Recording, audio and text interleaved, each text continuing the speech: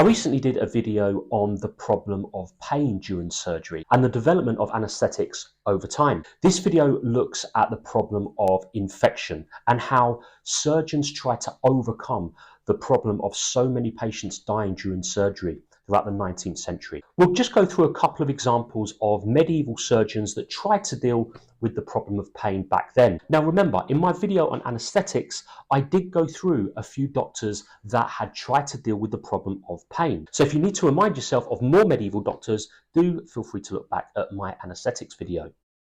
So Hugh of Lucia and his son Theodoric, their 1267 book on surgery criticised the view that pus was needed for a wound to heal. They used wine on wounds to reduce the chance of infection. They were courageous for their time because their ideas about preventing infection went against those of Hippocrates. Guy de Chauliac, in his famous textbook Great Surgery, 1363, he criticises Theodoric of Lucia's ideas about preventing infection. De Chauliac had distinguished two forms of illness, bubonic and pneumonic plague. He claimed to have been infected by the disease and survived it. He was also heavily influenced by the work of Galen and Hippocrates, quoting them many times in his book. His dismissals of Lucia's ideas led to them not really catching on. So I'm hoping that part of your revision for the medicine paper will be on the germ theory.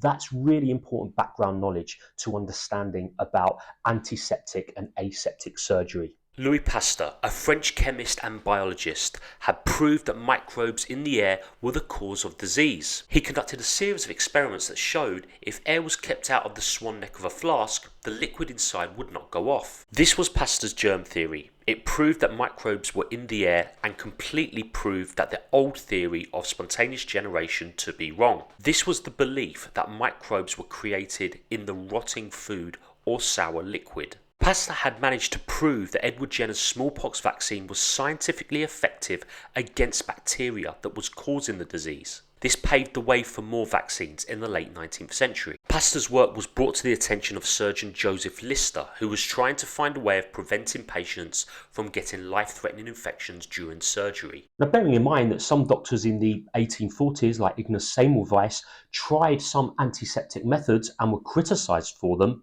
what was Joseph Lister's big breakthrough? In August 1865, a young boy, James Greenlees, had been run over by a car which fractured his leg. It was a particularly nasty break, with the bone sticking out through the skin of the boy's leg. Usual surgical practice of the time would have been to amputate the leg. Instead, Lister set the bones and used dressings that had been soaked in carbolic acid. Whilst Greenlees complained of some irritation, the fracture and skin were healing well when the dressings were removed. Lister continued to test the antiseptic approach by spraying carbolic acid on the surgeon's hands, the surgical instruments and the wound. Bandages, ligatures and dressings that were applied to the wound were also diluted in carbolic acid. The results saw a sharp decrease in deaths following surgery. Between 1864 and 1866, without antiseptic, around 46% of amputations resulted in the patient dying. Between 1867 and 1870, the number fell to just 15%. Now, like most of the pioneers of medicine and surgery throughout time, Lister faced opposition. Many doctors at the time did not accept Pasteur's germ theory, which meant that many other theories about causes of infection existed. Some surgeons refused to believe that Lister's methods of dealing with infection were superior to theirs and continued with their own existing methods. Carbolic acid made people's hands dry up and crack. Breathing it in could irritate their lungs. Lister's methods were therefore seen as difficult and unpleasant to use.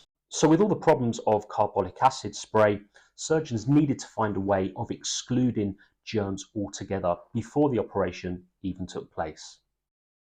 By the 1890s, surgeons went beyond Lister's antiseptic methods and aimed to exclude microbes right from the start. Instead of operating theatres being soaked in carbolic acid, surgeons were well scrubbed, wore gowns, flexible gloves, and used well sterilised instruments. Antiseptic and aseptic surgery depended on increasing acceptance of Pasteur's theory.